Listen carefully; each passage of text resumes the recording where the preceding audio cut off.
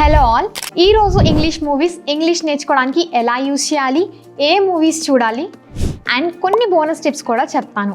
మనలో చాలామంది English movies చూస్తారు. కొందరు ఎలివేటెడ్ గ్రాఫిక్ సీన్స్ కోసం చూస్తారు, మరికొందరు ఇంగ్లీష్ని ఇంప్రూవ్ చేసుకోవడానికి చూస్తారు. నేనైతే ఇంగ్లీష్ మూవీస్లో టైటానిక్ మూవీ చూసినప్పటి నుంచి ఇంగ్లీష్ మూవీస్కి ఫ్యాన్ అయిపోయినా. అప్పటి నుండి ఇంగ్లీష్ మూవీస్ చూడడం స్టార్ట్ చేశా. ట్రస్ట్ మీ, నా ఇంగ్లీష్ స్కిల్స్ అనేవి చాలా ఇంప్రూవ్ అయినాయి.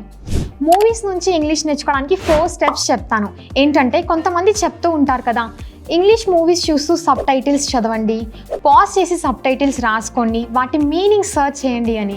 కానీ ఇది అంతా చాలా బోరింగ్ ఉంటుంది కదా. అంత ఓపిక ఉంటే మనం ఇంగ్లీష్ లెసన్స్ వినే కదా ఇంగ్లీష్ నేర్చుకునే ఉండేది. First point, start simple. మీరు ప్యూర్ ఇంగ్లీష్ యాక్సెంట్ ఉన్న మూవీస్ తీసుకోవద్దు. సింపుల్గా ఉన్న ఇండియన్ స్లాంగ్ మూవీస్ తీసుకోండి, ఇట్ వుడ్ బి బెటర్. ఎందుకంటే మన స్లాంగ్ అనేది మనకి ఈజీగా అర్థమవుతుంది కదా. సో మన స్లాంగ్లో ఉన్న ఇంగ్లీష్ మూవీస్ చూడండి, like RRR, Baahubali. Second one, who do you want to be. మీలో కొంతమందికి ఎన్టీఆర్ లాగా కానీ, సాయి పల్లవి లాగా కానీ, విరాట్ కోహ్లీ లాగా కానీ ఉండాలనిపిస్తుంది కదా. అలాంటప్పుడు పర్సనల్గా కనెక్ట్ అయ్యే వాళ్ళ ఇంటర్వ్యూస్ చూడండి. Third one, accents.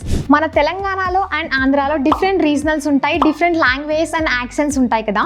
మన వర్క్ రిలేటెడ్కి కనెక్ట్ అయ్యే యాక్సెంట్ నేర్చుకోండి. ముందు ఈ మూవీస్ చూడండి, అమెరికన్ యాక్సెంట్లో చూడండి.